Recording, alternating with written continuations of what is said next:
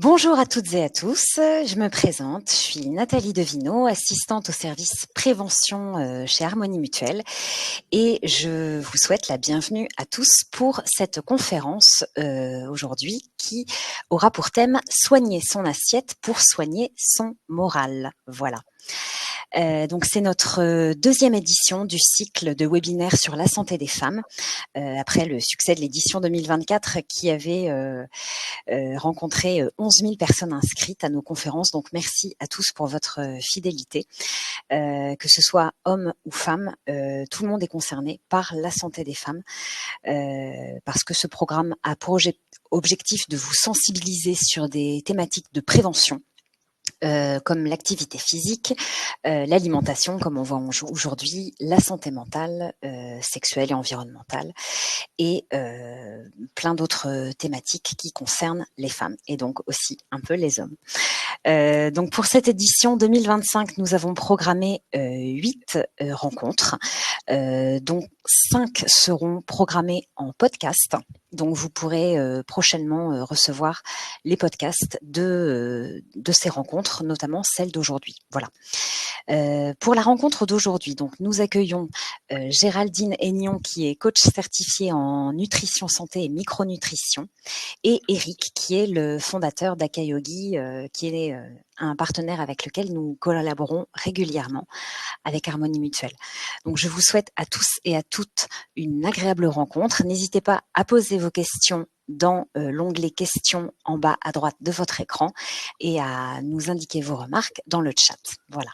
Je vous souhaite une très bonne rencontre. À tout à l'heure. Merci Nathalie. Bonjour à toutes et à tous. On est ravis de vous accueillir aujourd'hui pour ces nouvelles rencontres santé en direct d'Harmonie Mutuelle autour de la nutrition, et on va aborder un angle particulier de la nutrition qui est la santé mentale. Comment finalement prendre soin de notre santé mentale et de notre bonne humeur par la nutrition. Pour ce faire, on a la chance d'accueillir Géraldine Aignon aujourd'hui. Bonjour Géraldine. Bonjour Eric, bonjour à toutes, bonjour à tous. Voilà, donc je ne te le présente plus, tu es effectivement ingénieur agronome de formation, mais tu t'es formé en tant que coach micronutrition, nutrition et micronutrition auprès du docteur Lionel Coudron, qui a créé l'Institut SIN, qui fait référence en la matière. Olivier Coudron, pardon, et qui fait la promotion d'une alimentation santé et durable pour prendre soin de notre santé mentale et de notre santé physique. Alors, santé mentale. Avant de rentrer dans le vif du sujet, on va parler de bonne humeur, de santé mentale au sens large, d'avoir un bon moral. Et donc ça, finalement, ça fait tout de suite référence à notre cerveau et au bon fonctionnement de notre cerveau. Donc on peut peut-être rappeler quelques fondamentaux sur le fonctionnement du cerveau. Tout à fait, Eric. Le cerveau, en bref, qu'est-ce que c'est? Quelques points donc à retenir. Le cerveau, c'est un petit organe. C'est 2% du poids corporel. Ça représente à peu près 1,3 kg. Donc, c'est petit, mais pourtant, le cerveau, il carbure. C'est un gros consommateur d'énergie. En fait, il consomme près de 20% de l'énergie de notre corps. Donc, en termes d'énergie, il faut imaginer, c'est comme si on avait une ampoule de 20 watts allumée en permanence. Même quand on ne fait rien, même quand on dort, il y a ce besoin d'énergie permanent dans notre cerveau. Et c'est bien normal parce que le cerveau, il gère quand même beaucoup de choses. Il gère nos mouvements, nos comportements, nos pensées, nos émotions, notre parole, voilà, toutes nos fonctions cognitives et bien sûr notre humeur. Alors, pour ce faire, il a une armée de neurotransmetteurs. Vous savez, ce sont ces messagers chimiques et il y en a qui influencent largement notre humeur, dont 2 dont on va parler aujourd'hui, qui sont la dopamine et la qui est essentielle pour bien synthétiser ces neurotransmetteurs. Le cerveau, c'est aussi vraiment une grande galaxie, un peu on pourrait imaginer ça, de cellules. C'est 100 milliards de neurones et tous ces neurones, ils sont recouverts en fait d'une membrane de matière grasse. Et on va voir à quel point les matières grasses de notre assiette ont un impact en fait sur le bon fonctionnement du cerveau. Et enfin, un dernier point important, c'est que le cerveau, pour fabriquer toute cette énergie, il a besoin d'une molécule bien précise qui est le glucose, qu'il faut lui amener de manière constante, permanente. On va voir comment c'est possible. Donc, finalement, en fait, notre alimentation, via aussi notre intestin, forcément, impacte nos pensées, notre capacité à nous adapter au stress, notre humeur, nos émotions. Et donc, l'idée, c'est de voir comment la qualité et le contenu de notre assiette peut avoir une influence sur notre humeur. Et j'espère vous donner aujourd'hui la bonne recette, je dirais, pour avoir une assiette bonne humeur. Très bien. Et c'est d'autant plus important qu'on sait, hélas, que les femmes sont 2 fois plus touchées que les hommes sur des pathologies dépressives, en termes de dépression. En sens large, les études sont assez flagrantes là-dessus. Donc, on va vraiment regarder comment l'alimentation peut vraiment être un allié pour notre santé mentale. Alors, le sommaire apparaît peut-être en slide, mais on va aborder cette thématique en 5 parties. Manger du bon gras. Deuxième point, manger du bon sucre. En troisième partie, on verra la fameuse chronobiologie. Quatrième, le microbiote. Et en cinquième et dernière partie, on regardera les fameux ennemis du cerveau. Alors, on va commencer tout de suite par le bon gras. Manger du bon gras, c'est un titre un petit peu provoquant parce que c'est assez contre-intuitif. On a entendu toute notre vie que le gras était mauvais pour rester en bonne santé. Donc, qu'est-ce que tu vas nous dire? Je suis curieux de l'entendre. Alors, surtout nous les femmes, on a tendance à dire « Oh là là, surtout pas de gras, on va grossir, on va prendre du poids. » Ou pour rester, garder la ligne, on fait la chasse au gras. Et pourtant, le gras, c'est la vie. Et notre cerveau, il aime le gras. Il y a vraiment des matières grasses essentielles, indispensables qu'il faut qu'on ait dans notre assiette. J'aime bien ça, le gras, c'est la vie. Je vais le retenir.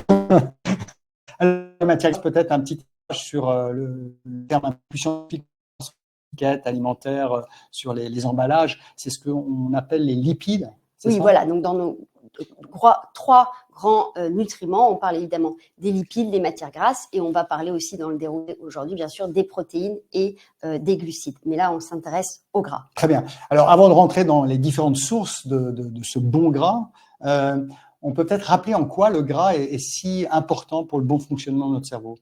Alors en fait, donc je vous le disais, il y a tous ces neurones dont la membrane est constituée de matière grasse. Donc il faut imaginer le cerveau comme une boule de matière grasse et le gras de notre assiette va vraiment avoir une influence considérable sur le bon fonctionnement du cerveau, sur sa structure, sur sa protection. Et il y a notamment un acide gras bien particulier qui est de la famille des oméga 3. D'ailleurs, quand les chercheurs l'ont trouvé, il y en avait une telle quantité dans le cerveau qu'ils l'ont appelé l'acide cervonique. Et puis, il a été rebaptisé acide docosahexaénoïque, un nom un peu barbare, donc on va l'appeler le DHA. Et cet oméga 3, ce DHA, il est vraiment essentiel en fait à la bonne fluidité de la membrane de nos neurones. C'est ce qu'on appelle la neuroplasticité. Donc en fait, ces oméga 3, ils facilitent la communication entre les neurones, ils permettent d'avoir de meilleures connexions. Donc c'est vraiment un oméga 3, un acide gras très précieux, essentiel et qui joue un rôle sur le bon fonctionnement de notre cerveau, sur notre humeur. Et on sait aujourd'hui que malheureusement, il n'est pas assez consommé. 80% des gens ne consomment pas assez d'oméga 3. Il faut donc l'apporter dans notre assiette.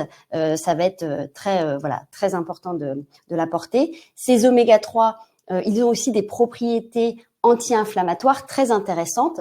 D'ailleurs, quand on veut avoir une alimentation anti-inflammatoire, je pense à des femmes qui auraient des douleurs de règles, de l'endométriose, qui cherchent justement à apporter dans l'alimentation ces anti-inflammatoires, eh bien, les oméga 3 en font vraiment partie. On sait aujourd'hui que notre alimentation moderne apporte souvent trop d'autres acides gras qui sont les oméga 6, alors qui ont aussi leur intérêt, mais qui, apportés en trop grosse quantité, eux, provoquent plutôt plus de l'inflammation, ils sont plutôt pro-inflammatoires, là où nos fameux oméga 3 ont vraiment un rôle anti-inflammatoire très intéressant et vraiment sur la protection de notre cerveau, sur les maladies neurodégénératives, sur nos capacités cognitives, sur notre humeur. Ils jouent un rôle très important. Ah oui, effectivement. Là, tu viens de passer en revue un spectre de pathologies quand même très large. Donc, intéressant, ces oméga 3 qui ne peuvent venir que de l'extérieur, le corps ne les produit pas. Il faut leur apporter les prémices pour que le corps puisse justement les fabriquer. Très bien. Alors justement, quelles sont ces fameuses sources d'oméga 3? Alors, il y a d'abord une première source d'origine végétale, c'est bien sûr les huiles. Voilà, là, ça c'est une bonne matière grasse, à condition de prendre effectivement les bonnes huiles, puisque toutes les huiles n'ont pas la même conteneur en acides gras. Il y a une huile qui est très intéressante, qui apporte des oméga 3, c'est l'huile qui est là d'ailleurs, c'est une huile de colza. L'huile de colza est très intéressante parce qu'elle a un bon rapport justement oméga 6 sur oméga 3. Elle a aussi de la vitamine E qui protège ces oméga 3 de l'oxydation. Et donc, c'est vraiment une huile qu'on peut utiliser au quotidien, à la fois pour des vinaigrettes, mais aussi pour des cuissons douces, sans problème, faire revenir des légumes à la poêle jusqu'à 180 degrés, vraiment sans problème. Donc, c'est vraiment à mettre dans vos placards. Si vous ne cuisinez que à l'huile d'olive, par exemple, je vous invite à mettre aussi une huile de colza dans vos placards et de l'utiliser aussi quotidiennement. Alors, il y a d'autres huiles qui sont aussi très riches en oméga 3. Il y a l'huile de lin ou l'huile de cameline. Ah oui, on en a d'ailleurs ici. Mais c'est des huiles plus fragiles, d'ailleurs qu'il faut sortir conserver du frigidaire. Conserver dans le frigidaire. C'est des huiles qui sont beaucoup plus fragiles, qui s'oxydent plus rapidement, et donc on ne peut les utiliser que en vinaigrette. Voilà, donc j'insiste plutôt particulièrement sur l'huile de colza, qui est peut-être un peu plus facile et aussi moins onéreuse que d'autres huiles. L'huile de lin ou l'huile de cameline, très bien. Alors les huiles, c'est bien, mais est-ce qu'il y a des sources un peu plus solides d'oméga 3? Oui, exactement. Alors, il y en a une autre qui est aussi d'origine végétale, c'est les fameuses noix. Alors, vraiment la noix, qu'on appelle la noix de Grenoble, qu'on doit casser pour la consommer. Ça, c'est aussi un super aliment riche en oméga 3. C'est aussi un aliment qui est riche en fibres et on va voir que ça a son importance. Riche aussi en plein de micronutriments, en magnésium, en fer, en vitamines du groupe B, vitamine E. Voilà, donc c'est vraiment… C'est une bombe de bonnes choses. Exactement. Et ce qui est drôle, je me permets de te couper, mais je réalise qu'en fait, ça a la forme d'un cerveau, une noix. Exactement, c'est assez marrant. Peut-être que vous l'avez à l'écran, mais c'est vrai que quand on la… enlève de sa coquille, une petite forme en ressemblance avec le cerveau pour nous rappeler à quel point ces oméga 3 sont importants pour notre cerveau. Et donc, on peut en consommer au quotidien une poignée par jour, vraiment sans problème. Je vous rassure, ça n'est pas ça qui vous fera grossir. Les oméga 3, je le répète, ne font pas grossir. Au contraire, ils aident même à stabiliser le poids. Alors, il y a aussi d'autres sources d'origine animale. Alors, il y a les œufs. Alors, pas n'importe quel œuf. Parfois, sur les boîtes, vous pouvez voir écrit œuf oméga 3. Donc, ça, c'est top parce que c'est clairement identifié. Mais il y a aussi un label en France qui commence à être de plus en plus connu, reconnu et répandu, qui est le label Bleu Blanc Cœur et qui, en fait, garantit justement une bonne quantité d'oméga 3. Pourquoi ? Parce que dans cette filière d'élevage, les éleveurs sont en fait obligés de donner des graines de lin. Les graines de lin sont elles aussi très riches en oméga 3. Ils donnent notamment là aux poules des graines de lin qu'elles picorent. Et donc, on va retrouver dans le jaune de l'œuf 6 fois plus d'oméga 3 que dans un œuf de la filière conventionnelle ou même de la filière bio. Donc, c'est vraiment intéressant de repérer, quand vous faites vos courses, ce petit logo. C'est valable pour les œufs, mais c'est aussi valable pour d'autres produits animaux. Ce petit logo garantit une bonne quantité d'oméga 3.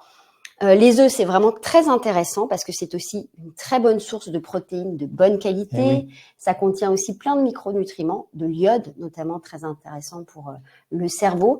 Donc, c'est pareil, c'est vraiment un aliment vedette qu'on peut consommer au quotidien, qui va vraiment avoir un rôle important dans les maladies neurodégénératives et pour la mémoire.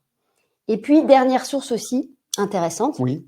Ce sont tous les petits poissons gras des mers du Nord. Ah oui, super. Alors, par exemple, sardines, maquereaux, harengs. J'ai ici, qu'est-ce qu'on a ici? Je regarde si on a quelque chose dans le frigidaire. Des anchois peut-être. Des anchois, voilà. Mais en tout cas, tous ces petits poissons gras des mers du Nord sont aussi très riches en fameux DHA. Voilà, filet d'anchois. Superbe boîte d'anchois. Ouais, non, mais c'est vraiment c'est de la balle, ça, comme on dit. Ouais. Facile à utiliser en plus. Hein. Très facile, vraiment, ouvrir une boîte de sardines, c'est pas compliqué. Et la bonne dose, en fait, c'est de consommer 2 boîtes de sardines par semaine par personne. Ah oui, voilà. quand même. Voilà. Et là, vous êtes sûr d'avoir votre bonne quantité de DHA. Et vraiment, je le répète, c'est des produits qui sont très intéressants pour la protection du cerveau et évidemment pour notre humeur, notre morale. Alors, est-ce qu'il y a peut-être des questions sur cette première partie, Dan? Bonjour Eric, bonjour Géraldine. Alors il y a pas mal de questions qui sont pas forcément toujours en rapport avec avec cette introduction. Il y a Isabelle qui nous demande combien d'œufs au quotidien on peut consommer. Alors, oui. Si c'est des œufs oméga 3, j'insiste là-dessus, eh bien, il n'y a pas de problème à consommer 2 œufs par jour. Voilà, mais j'insiste vraiment parce que, en fait, les poules qui ne sont pas nourries avec des graines de lin, donc les poules de la filière conventionnelle ou même de la filière bio, elles vont plus être nourries avec des graines de soja, de tournesol, de maïs. Et ça apporte des oméga 6. Donc, in fine, si vous consommez beaucoup d'œufs de ces filières-là, vous allez consommer, entre guillemets, des œufs oméga 6. Et comme je vous l'ai dit, quand on a trop d'oméga 6, on crée plutôt de l'inflammation. Donc vraiment, si on arrive à trouver ces œufs bleu blanc cœur, ou si vous avez des poules maison, si vous avez la chance d'avoir des poules chez vous, bah, donnez-leur des graines de lin et vous aurez des œufs oméga 3. Ok, alors je vais peut-être enchaîner avec une ou deux autres questions qui sont posées dans l'onglet questions. Alors, concernant les sardines, n'y a-t-il pas un risque de consommer, nous demande Sophie, du BPA ou un autre perturbateur endocrinien en mangeant des boîtes de sardines? Enfin, alors, pas des boîtes, des sardines en boîte. Voilà, parce que normalement, on ne consomme pas trop la boîte. Mais normalement, l'agroalimentaire, maintenant, doit veiller justement à ces emballages et on ne devrait pas retrouver ce genre de perturbateurs endocriniens dans les boîtes de conserve. Après, il y a aussi une alternative. Je me permets de dire, on peut maintenant trouver des sardines dans des bocaux en verre. Il y en a aussi. Et puis, il y a surtout les sardines fraîches aussi qu'on pourrait trouver de temps en temps sur les étals du marché. Voilà, ça, c'est génial. C'est vrai qu'il y a pas mal de frais, c'est super. Ouais. C'est vrai que le verre est une bonne alternative. Merci beaucoup. 2 petites questions rapides sur les huiles. Une question de Florence qui nous demande combien de temps je peux garder mes huiles. J'en ai qui ont plusieurs années dans mon placard. Et puis également une autre question de Sophie autour de l'huile de noix. Qu'en est-il de l'huile de noix? Est-ce que c'est une bonne huile? Alors, les huiles, en fait, ça va dépendre des types d'huiles au niveau de la conservation.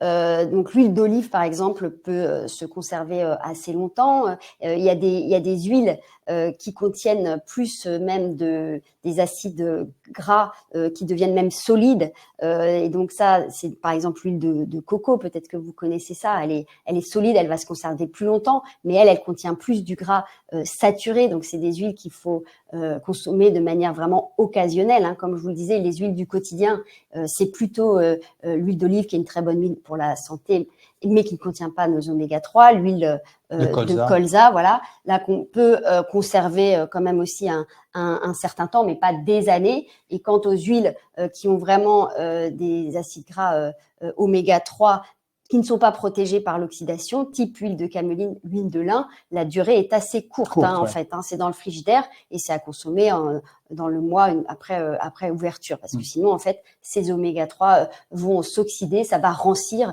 et d'ailleurs, l'huile aura plutôt mauvais goût.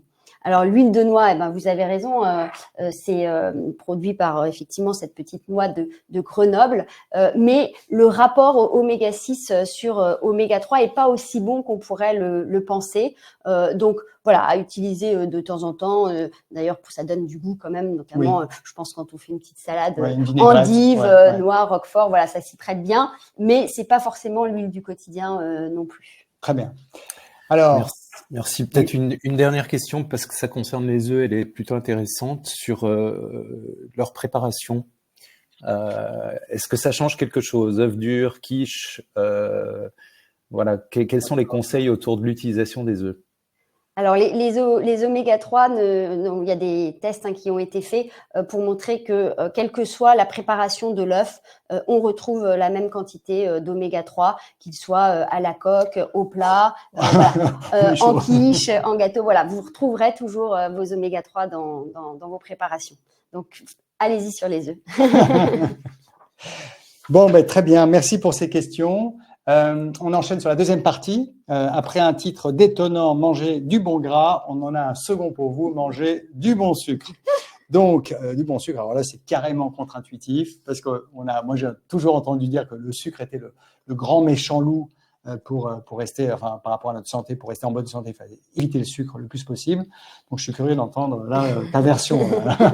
Alors, en fait, voilà, je vous l'ai dit quand même, le seul nutriment énergétique du cerveau, c'est le glucose. Donc, il faut apporter du glucose de manière constante à notre cerveau. En revanche, c'est vrai que si le débit subit des variations, alors là, on va commencer à fatiguer notre cerveau, à rester pas très concentré ni attentif. Alors, il y a peut-être une petite slide qui s'affiche, qui vous montre justement l'effet de cette fameuse glycémie. La glycémie, c'est le taux de sucre dans le sang. Quand on mange des produits très sucrés, eh bien, très vite, cette glycémie, ce taux de sucre dans le sang augmente. On se trouve sur la courbe rouge.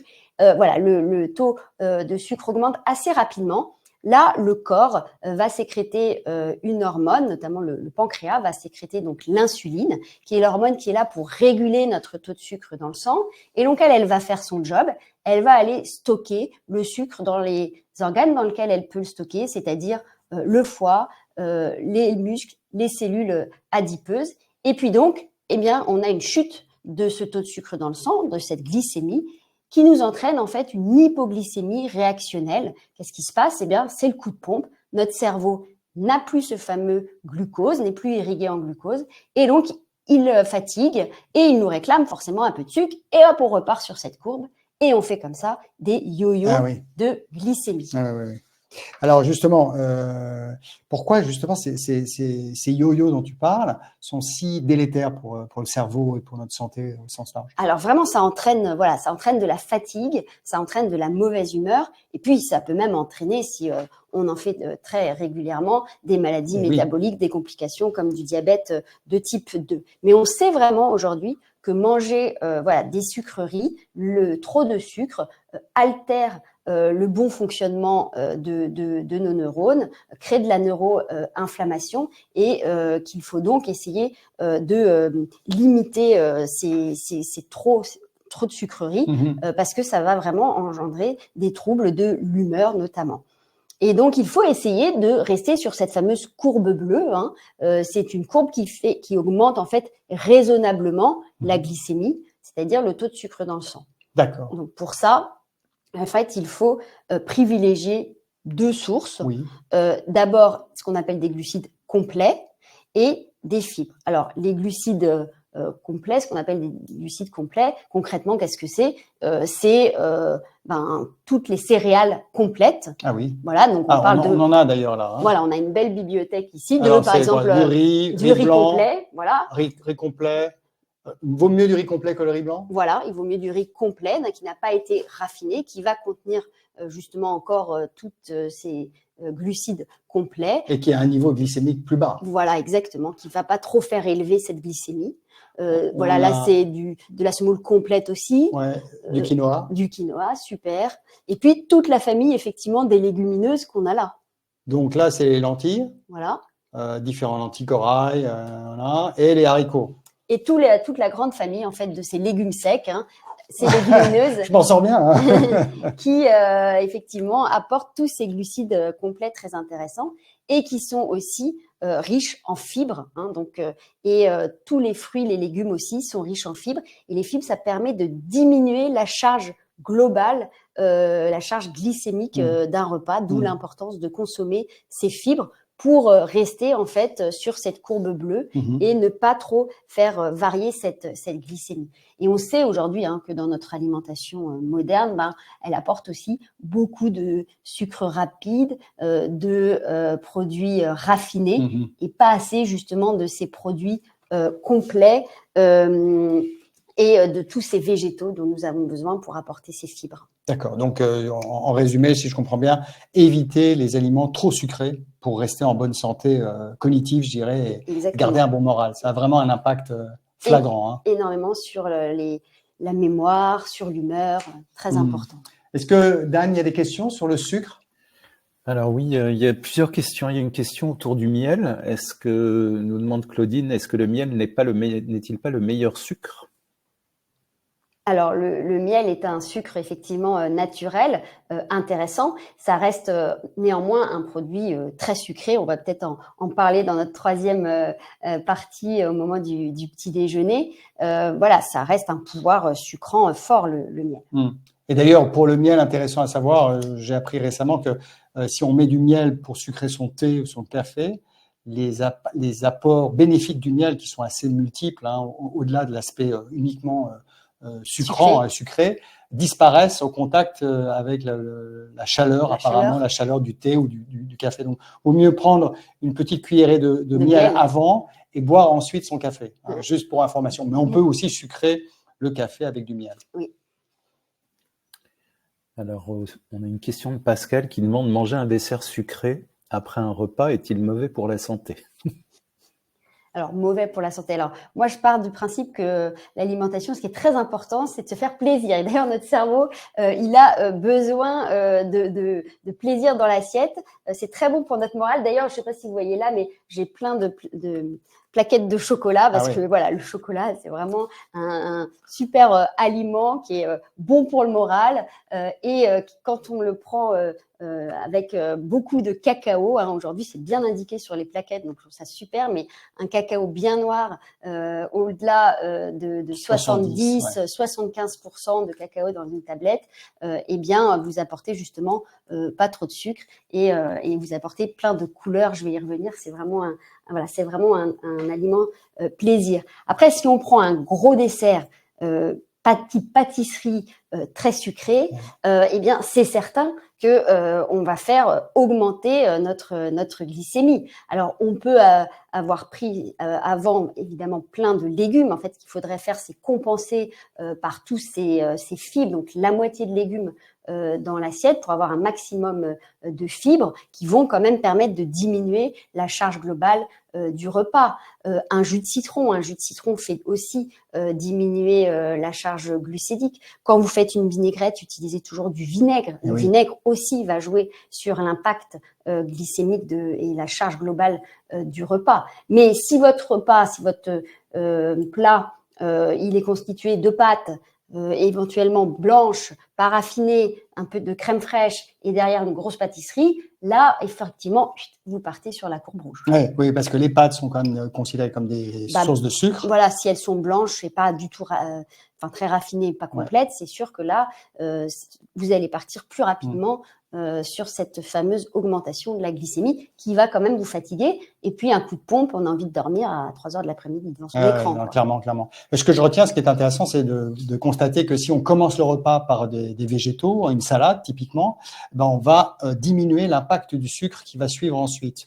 En tout cas, c'est important d'avoir ces végétaux dans l'assiette qui vont apporter ces fibres. Ouais. Donc, ce que faisaient nos grands-mères, moi, je pense à ma grand-mère quand j'allais le dimanche manger le fameux poulet frites, poulet pommes de terre. On commençait toujours par une salade. On commençait toujours par une salade verte.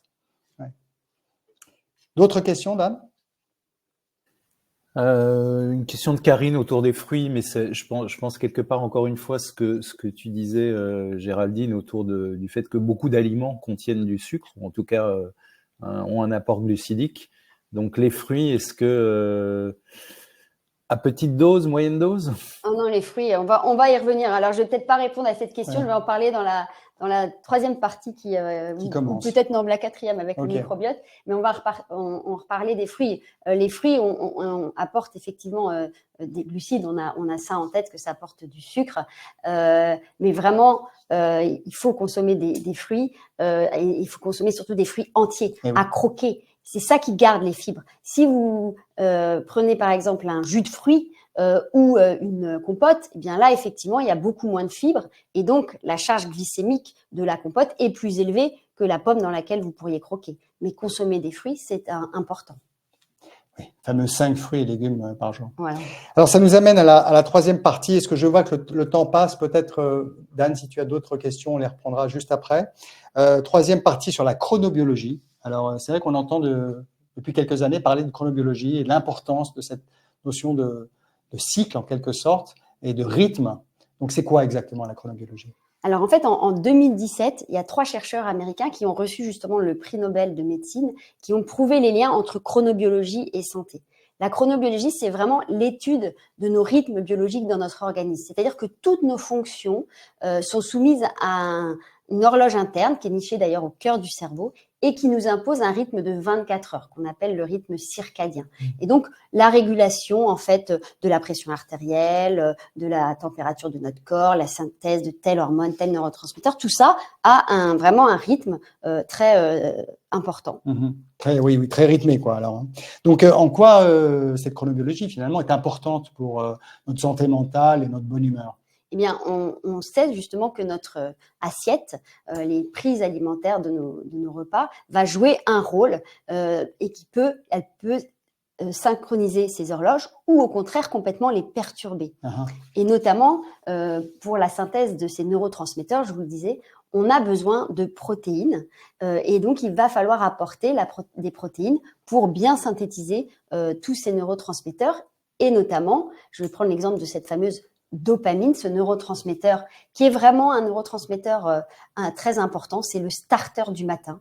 C'est celui qui nous fait démarrer la journée, qui nous fait envie d'aller au bout des projets, qui nous permet une bonne motivation, une concentration, une attention. Voilà, c'est vraiment le dopant. Hein, oui. C'est comme ça qu'on part de bonne humeur le matin. Eh bien, notre cerveau, pour bien synthétiser cette dopamine, il a besoin de protéines. Donc, il faut en fait apporter des protéines à notre petit déjeuner. Là, on sera en phase justement avec notre chronobiologie. On va démarrer la journée en remettant bien les horloges en ordre de marche. Donc, voilà, quand on dit consommer des protéines au petit déjeuner, qu'est-ce que ça veut dire? Ça peut être justement ces fameux œufs, le blanc cœur, ou en tout cas oméga 3. On va avoir des protéines. Ça peut être un produit laitier, un yaourt, une portion de fromage, une poignée d'amandes, de fruits à coque, voilà. Ceux qui aiment vraiment le salé, de temps en temps, une tranche de jambon de bonne qualité. Mais voilà, c'est important d'apporter ces protéines le matin. Et je pense aux femmes où on peut être toujours un peu pressé le matin avec éventuellement des enfants à préparer, à déposer à l'école. On peut être un peu speed. Et bien pourtant, voilà, c'est nécessaire de démarrer la journée, en tout cas par un repas bien protéiné qui va mettre en route ces horloges biologiques. Oui, donc même si on ne prend pas un petit déjeuner tôt le matin, l'idée, c'est le premier repas de la journée, même si c'est un peu plus tardif, parce que je sais qu'il y a certaines personnes qui ont pas faim le matin et qui ont tendance à manger un peu plus tard en fin de matinée. Mais c'est ce premier repas qui doit apporter des protéines. Oui, exactement. D'accord. Donc, on est effectivement très loin du petit déjeuner à la française. Voilà. Si je comprends bien, le beurre croissant, tartine beurrée. Eh bien, oui, c'est sûr que là, justement, et la tartine de miel, dont on parlait du miel tout à l'heure, ça va forcément faire augmenter cette fameuse glycémie. Et donc, on peut avoir, après un petit déjeuner très sucré, avoir ce coup de pompe de 11 heures. Alors, ça ne veut pas dire qu'il ne faut pas prendre de glucides le matin. Hein. On peut bien sûr en prendre, mais on va s'orienter plutôt vers donc des glucides complets. Donc, du pain complet, des céréales complètes, des flocons d'avoine. Il y a des flocons de sarrasin. Voilà, toutes ces céréales complètes qui n'ont pas été raffinées vont être intéressantes au petit déjeuner. Très bien. Je crois qu'on a une slide d'ailleurs qui apparaît à l'écran. Alors, on parle du petit déjeuner / déjeuner, si je comprends bien, ou brunch, enfin maintenant comme on l'appelle, pour ceux qui prennent un petit déjeuner un peu tardif, ce qui est un peu mon cas d'ailleurs. Qu'en est-il du dîner? Parce que le dîner, pour beaucoup d'entre nous, quand même, reste le repas le plus important. On n'a pas beaucoup de temps, on prend un déjeuner un petit peu sur le pouce pour pouvoir avoir de l'énergie dans l'après-midi. Donc, le repas du soir reste quand même le repas principal. Oui, alors, est-ce que c'est bien, c'est pas bien? Ça arrive effectivement. Et pourtant, à l'inverse, une consommation excessive de protéines le soir, notamment de protéines animales. Un canard. Oui, un canard. Oui, il y a un canard dans la pièce, c'est pas grave, on continue. On va s'en occuper pour le déjeuner. Une consommation excessive de protéines le soir va plutôt empêcher la synthèse d'un autre neurotransmetteur qui est la sérotonine.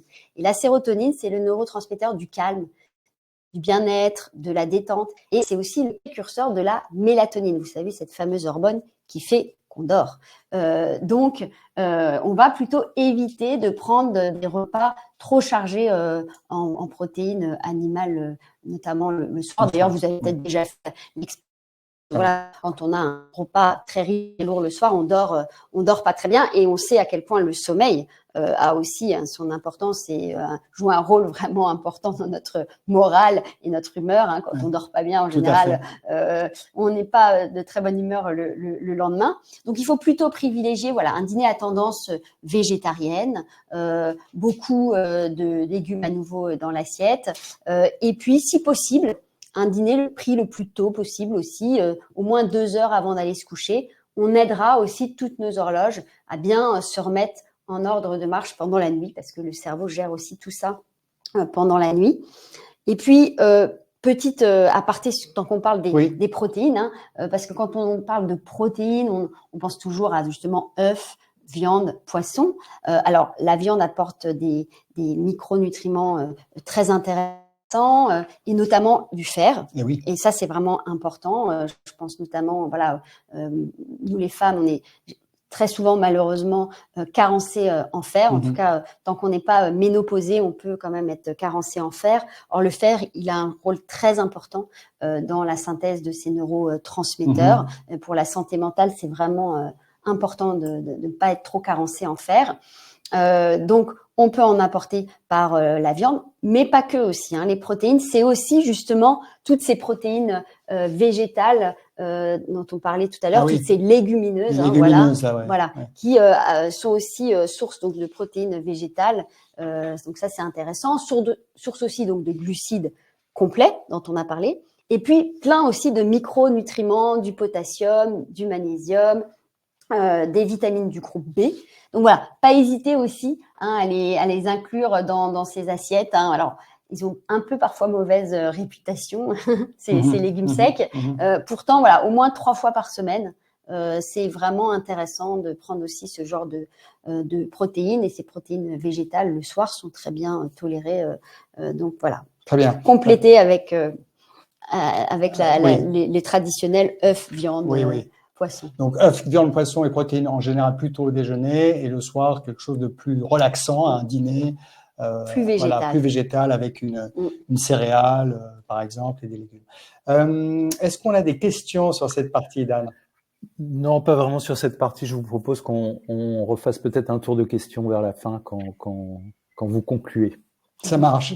Alors, 4e partie, on va parler du fameux microbiote, comment chouchouter son microbiote. Alors, le microbiote, c'est un peu la grande star, on parle que de ça depuis quelques années. Et justement, tu me disais à quel point finalement les études maintenant sont unanimes pour indiquer qu'un bon microbiote, c'est un microbiote qui est diversifié et qui est notamment alimenté par des fruits et des légumes, et que ça participe énormément à une bonne santé mentale. Oui, exactement. Parce qu'en fait, toute cette consommation de fruits et légumes va permettre d'avoir un microbiote équilibré, diversifié. Alors, quand même, pour définir ce que c'est que le microbiote, je vous rappelle que ce sont tous ces micro-organismes qui colonisent notre intestin. Donc, ça va être des bactéries, des virus, des levures, des champignons, etc., qui sont chez nous, qui vivent chez nous, qui sont évidemment invisibles à l'œil nu, mais c'est quand même des petits habitants qui vont nous rendre beaucoup de services, et notamment le microbiote est précurseur en fait de certains neurotransmetteurs, dont cette fameuse sérotonine dont on a parlé. Et donc notre microbiote, en fait, va vraiment avoir et jouer un rôle, va avoir un impact sur notre ressenti, soit justement d'anxiété, soit de bien-être. Pourquoi ? Parce que il communique en permanence avec notre cerveau. Il y a vraiment un dialogue moléculaire qui se fait donc soit par la voie sanguine, soit par le nerf vague, et il communique en permanence. C'est d'ailleurs pour ça qu'on l'appelle maintenant notre deuxième cerveau, ce fameux intestin, parce que, en produisant certaines molécules, il va avoir une influence sur notre bien-être, sur notre humeur. ou à contrario sur de l'anxiété, voire même de la dépression. Donc vraiment, c'est important de bien nourrir ce microbiote. Ça va jouer sur notre vitalité et sur notre sérénité. Et en fait, il est là, on lui offre le gîte et le couvert, et lui paye son loyer en produisant des bonnes molécules qui vont vraiment avoir un impact sur notre intestin, mais aussi sur notre immunité et sur notre santé mentale. Voilà. Donc vraiment, c'est très important d'avoir ce microbiote bien équilibré, bien diversifié. Très bien. Alors justement, tu dis microbiote diversifié, c'est essentiel pour avoir une bonne santé mentale. Alors comment on fait, comment on prend soin de ce microbiote? Alors, ce qui nourrit très bien notre microbiote, c'est les fameuses fibres. Les fibres agissent vraiment sur le microbiote et c'est cette diversité de fibres. Plus en fait, on va apporter des fibres différentes, plus on va nourrir toutes les souches écologiques en fait qui sont dans notre microbiote et donc on va avoir un microbiote diversifié. Alors, qu'est-ce que c'est que les fibres? Parce que c'est par quoi on les apporte. Je l'ai déjà un peu cité tout à l'heure, mais c'est vraiment une grosse consommation de légumes. Donc, on va privilégier les légumes frais, de saison, variés et le plus coloré possible. En fait, plus on apporte de couleurs dans notre assiette, plus on apporte de polyphénols. Les polyphénols, c'est des toutes petites molécules végétales qui donnent la couleur à tous nos fruits, à tous nos légumes. On a un beau plateau de fruits ici. Voilà, il y a beaucoup de couleurs dans la nature et tous ces polyphénols, ils interagissent même en synergie les uns avec les autres et ils ont vraiment des propriétés antioxydantes très, très intéressantes qui vont protéger aussi notre cerveau, diminuer le stress oxydant, diminuer l'inflammation. Donc, voilà, les légumes, c'est tous les jours, à chaque repas. On parle de 400, voire 600 grammes de légumes par jour. Donc, c'est beaucoup. Il faut vraiment avoir la moitié de légumes dans l'assiette au déjeuner et au dîner. Et puis, alors, les petits légumes, entre guillemets, vedettes, tant qu'on parle du cerveau, ce sont tous les légumes à feuilles vertes. Donc, tu parlais de la salade chez ta grand-mère. Voilà, la salade, le cresson, les blettes, les feuilles de blettes, la mâche. Tous ces légumes à feuilles vertes vont apporter une vitamine très intéressante qui s'appelle la vitamine B9. On parle souvent des folates. Voilà, ces folates jouent un rôle majeur dans le cerveau. Donc, pas hésiter aussi à en consommer. Et là, le printemps arrive et on va avoir des beaux étals de fruits et légumes. Alors évidemment des fruits aussi, les fruits apportent aussi ces fibres. Donc ayez en tête, pas un jour sans un fruit. Pour répondre aussi à la question d'une de nos auditrices, c'est important quand même d'avoir cette consommation de fruits entiers, donc c'est ça dont on parlait, qui vont apporter ces fibres. Et les petits fruits, on va dire vedettes, là pour le coup, c'est la myrtille, les myrtilles, parce qu'en général on en consomme plusieurs, mais les myrtilles sont vraiment très intéressantes.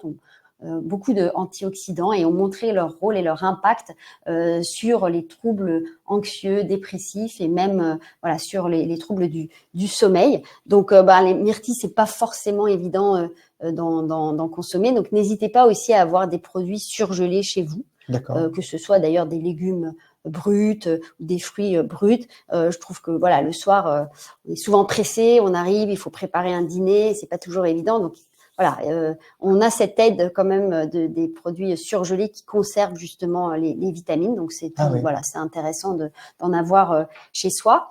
Et puis entre aussi donc dans cette catégorie évidemment de végétaux qui apportent les fibres, on les a cités, toute la famille des légumineuses. Voilà, tous les fruits à coque aussi, donc les noix, les amandes, les noisettes. Voilà, une poignée par jour aussi de ces fruits à coque. Ça va vous apporter des micronutriments intéressants, notamment du magnésium, très utile aussi pour la santé de nos cellules nerveuses. Et puis aussi tout ce qui est les herbes aromatiques, donc la menthe, le basilic, le thym, le romarin, toutes ces épices aussi qui apportent de la couleur, tous les condiments. Voilà, tout ça, en fait, ça va vous apporter de la couleur et donc tous ces petits polyphénols vraiment antioxydants très intéressants. Et d'ailleurs, il y a une étude, il y a peut-être une slide qui passe à ce sujet, il y a une méta-analyse de 2020 que je voulais vous partager qui montre qu'une alimentation riche en légumes diminue de 9% le risque de dépression, riche en fruits de 15%, tandis qu'une alimentation inflammatoire augmente, elle, les risques de dépression de 33%. Donc voilà, c'est une grosse étude qui a été menée et qui montre à quel point l'importance et la richesse de ces fruits et légumes ont un impact sur nos fonctions cérébrales, sur notre humeur, sur notre mémoire, sur nos capacités cognitives, sur le vieillissement du cerveau. Ah oui, donc c'est vraiment un incontournable. C'est intéressant de constater que c'est vrai qu'on a eu tendance maintenant avec l'alimentation plus moderne d'aller sur une alimentation qui est dite uniforme, jaune, marron. Hein, je pense aux pizzas, je pense aux burgers, toute cette alimentation qui a la même couleur et qui frappe par son uniformité chromatique, j'ai envie de dire. C'est exactement ça. Ouais. Et maintenant, on parle parfois d'avoir une assiette arc-en-ciel. Voilà, c'est une petite image aussi à retenir pour se dire, bah voilà, plus il y a de couleurs dans l'assiette, plus vous apportez de diversité, de fibres, mais aussi de polyphénols. Donc, il faudrait essayer d'avoir à peu près 30 végétaux différents dans l'assiette par semaine. Ah oui, donc voilà. Oui. Et on en a. Hein. Oui, il y a de quoi faire. Oui, c'est vrai, c'est vrai. Il y a un dernier point, c'est tout ce qui est les sources, d'autres sources de fibres. Je pensais aux légumes lactofermentés. Alors ça va apporter effectivement le deuxième grand aliment pour bien nourrir notre microbiote. On a parlé des fibres.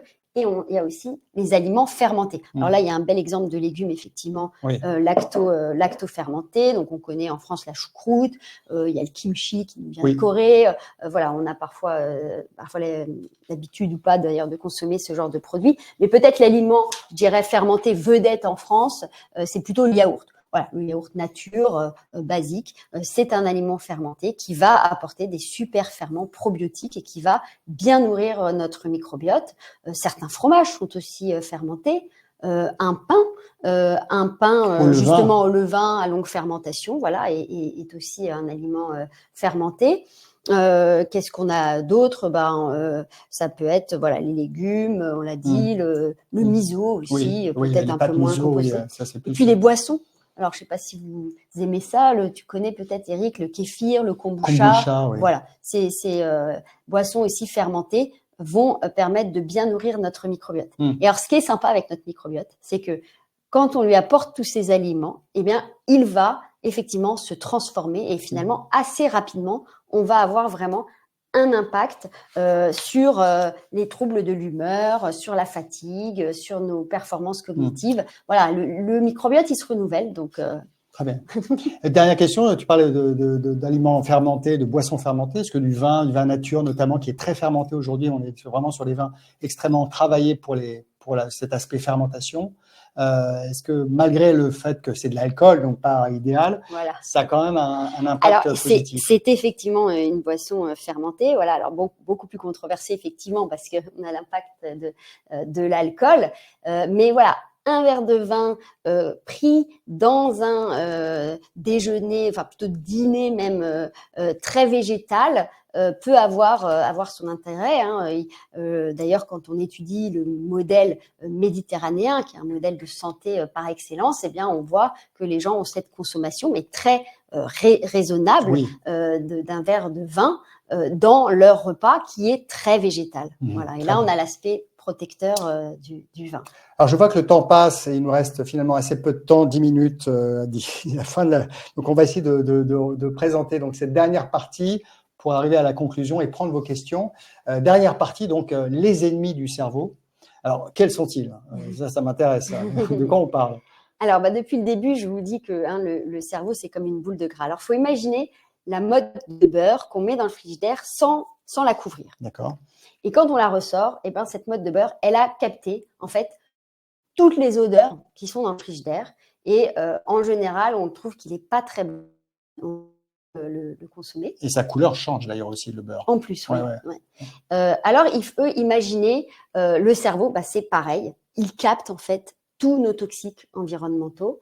Alors, certains sur lesquels malheureusement on ne peut pas vraiment agir, hein, c'est la pollution environnementale. Ça, c'est sûr, on ne va pas pouvoir tellement agir dessus. En revanche, il y en a d'autres sur lesquels on peut vraiment avoir une action. Donc, c'est évidemment le tabac, l'alcool, on en a parlé, les drogues. Ça va être aussi tous les perturbateurs endocriniens, voilà, qui sont assez délétères pour le cerveau.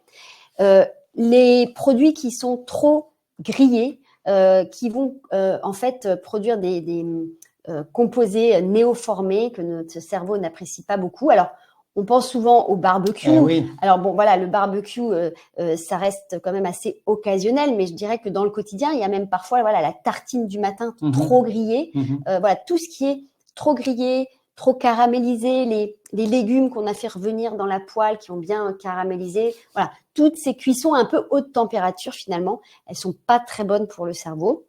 Il faut mieux privilégier des cuissons douces, à l'étouffée, à la vapeur, qui vont voilà conserver toutes les protéines et toutes les vitamines et qui n'impacteront pas notre cerveau. Et puis, alors je pense qu'il y a peut-être une dernière catégorie d'ennemis ennemis de notre cerveau, on va dire. C'est quand même tous les aliments un peu ultra transformés. Alors oui, on va en parler aussi.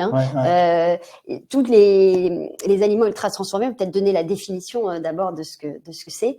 Et là, j'aime bien citer Anthony Fardet, qui est vraiment le chercheur français qui cherche justement l'impact de ces aliments ultra transformés sur notre santé globale. Et donc, les aliments ultra transformés, c'est des aliments qui ont une liste d'ingrédients souvent très longue, avec des ingrédients que vous n'avez pas dans vos cuisines, avec des mots même parfois que vous ne comprenez pas. On parle dextrose, maltodextrine, sirop de glucose fructose, sucre inverti, émulsifiant. Enfin bon, voilà. C'est pas des ingrédients qu'on a dans nos placards. C'est pas du beurre, du sucre, de la farine, des choses assez simples. Et puis dans cette liste longue, en bas de la liste, souvent il y a tout un tas de petits E. Avec un petit numéro. Ça, c'est tous les additifs qui ont été rajoutés pour améliorer la couleur, pour améliorer le goût, la texture, voilà. Tout et la durée de vie aussi en étagère, la conservation. Exactement. Voilà. Donc, tous ces aliments ultra transformés, malheureusement, ils sont souvent trop gras, trop sucrés, ils contiennent du gras trans industriel. Voilà, tout ça, ça fait pas bon ménage avec notre cerveau. Les additifs, certains maintenant sont vraiment controversés et montrent qu'ils ont un impact délétère sur notre fameux microbiote. Donc à nouveau, dans cette circulation, dans cette conversation intestin-cerveau, c'est pas très bon.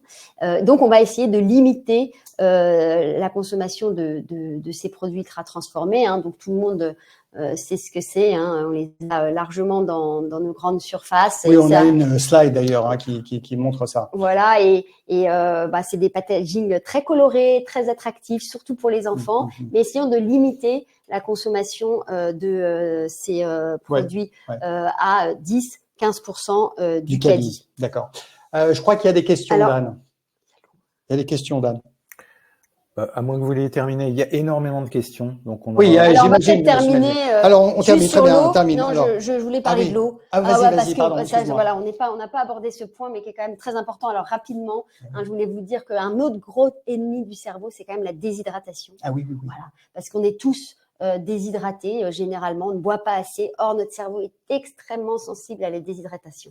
Donc, il faut pas attendre d'avoir soif pour boire. Il faut boire en permanence. On parle de 1,5 litre d'eau par jour. Donc, c'est quand même 7-8 verres au quotidien. Donc, c'est beaucoup. C'est l'eau qui nous réhydrate le mieux. On peut aussi prendre un peu de café le matin pour justement booster un peu la dopamine, du thé, des tisanes. D'ailleurs, c'est des boissons qui vont apporter de la couleur, donc des polyphénols. Donc, c'est intéressant. Mais voilà, c'est l'eau qui nous réhydrate le plus. Et là, si vous commencez à fatiguer, là, vous dites, ah là, j'en peux plus, qu'est-ce qu'elle nous raconte depuis 1 heure? Reprenez un petit verre d'eau, vous allez voir, le cerveau repart et vous met de meilleure humeur. Voilà, comme ça, on peut prendre les questions. Alors oui, parce qu'il y a 3 points essentiels peut-être à retenir, mais on va prendre d'abord quelques questions avant de conclure. Alors, Dan. Alors, allons-y. Il y a quelques questions autour de la conservation des fruits et légumes. Donc, une question de Delphine sur les produits de saison, des fruits ou légumes des saisons, même surgelés, sont-ils bénéfiques pour notre santé et notre morale? Et Elodie qui complète cette question par que penser des fruits et légumes en conserve? Alors, c'est un petit peu différent en effet. Alors, il vaut toujours mieux consommer des fruits et légumes de saison et frais si possible, parce que ceux qui viennent de sortir de terre et qui sont dans leur saisonnalité, eh bien justement, ils auront développé plus de polyphénol. Donc, ce sera meilleur pour la santé. Si c'est des fruits de saison congelés, alors je vois, s'ils ont été congelés, ça dépend quand est-ce qu'ils ont été congelés en fait. Si c'est vous qui les congelez et que vous les consommez dans les mois qui arrivent, il n'y a pas de problème. De toute façon, c'est ce que je disais, hein, la congélation permet de conserver les vitamines.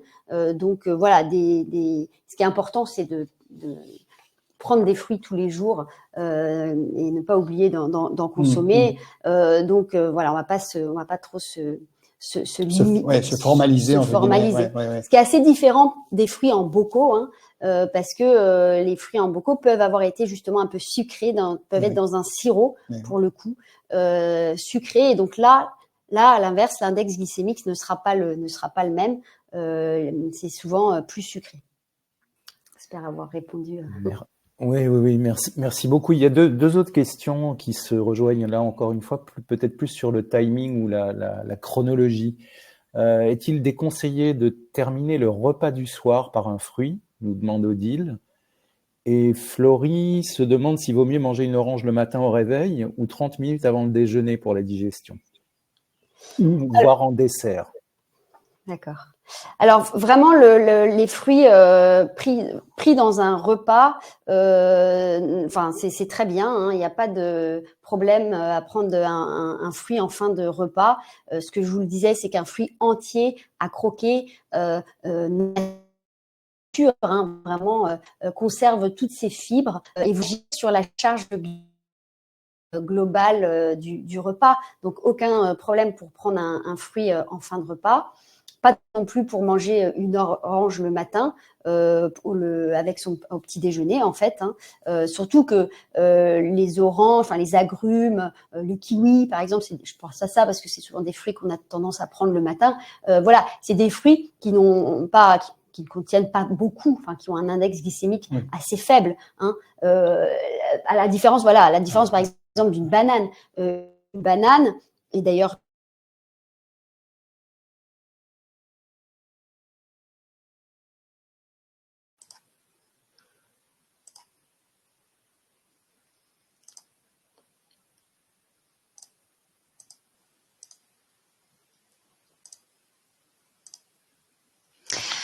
Alors, il semblerait qu'il y ait un petit souci technique.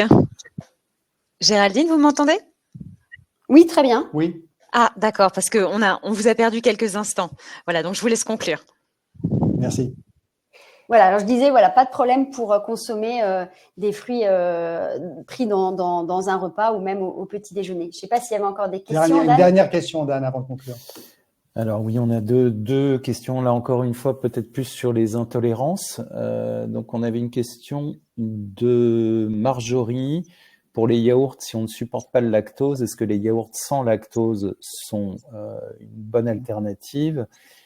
Et une autre question qui concernait le gluten, j'essaie de la retrouver. Alors, je vais peut-être déjà répondre pour le lactose. En tout cas, ce qu'il faut comprendre très brièvement, hein, c'est que quand on a un yaourt, justement, on a pris le lait, on a ajouté ce ferment et ces petites bactéries, elles se sont nourries du lactose, donc du sucre du lait pour former le yaourt. Donc finalement, dans un yaourt nature, il y a quasiment plus de lactose.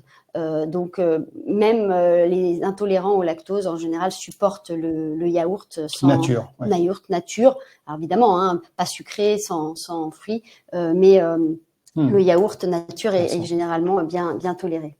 Et sur le gluten? Alors, c'était une question de Marjorie. Pour les personnes ne supportant pas le gluten, les pâtes à base de maïs et riz ne sont jamais complètes. Est-ce un souci? Est-ce qu'il y a des alternatives? Alors, il y a effectivement toute la famille plutôt des qui va être intéressante. Je dis ça parce que parfois maintenant on trouve des pâtes de lentilles, des pâtes aux pois chiches, ça peut être une alternative. Et puis il y a des céréales qui sont sans gluten, hein, comme voilà qu'est-ce que tu m'as montré tout à l'heure, le quinoa, le millet. Il y a d'autres céréales qui ne contiennent pas effectivement de gluten. Ouais. Voilà. Eh bien, ça nous amène à la conclusion. On va conclure. Donc, qu'est-ce qu'on pourrait proposer comme 3 points à retenir, Géraldine, qui résume un petit peu tout ce qu'on a dit, parce qu'on a dit beaucoup de choses, évidemment. Beaucoup de choses, voilà. Et voilà, et on a vu cette assiette complète, variée, colorée, très importante. Mais peut-être en trois points à retenir, eh bien, essayer de mettre en place cette assiette qui respecte cette chronobiologie, donc avoir une assiette chrono-nutrition pour booster nos neurotransmetteurs, la dopamine le matin, la sérotonine le soir, ça c'est un premier point. Un deuxième, peut-être, voilà, chouchouter son microbiote en ayant le plus de fibres dans son alimentation, donc des fruits, des légumes, des produits fermentés. Et puis, troisième point, c'est vraiment apporter au quotidien ces acides gras oméga 3 vraiment essentiels, indispensables. Très bien. Merci Géraldine, merci à vous toutes et à vous tous. Et on repasse la parole à Nathalie pour la conclusion.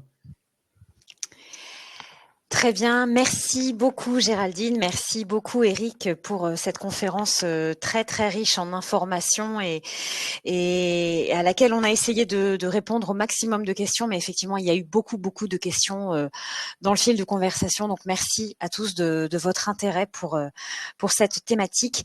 Vous recevrez bien sûr le lien vers le replay par mail dès la fin de cette rencontre.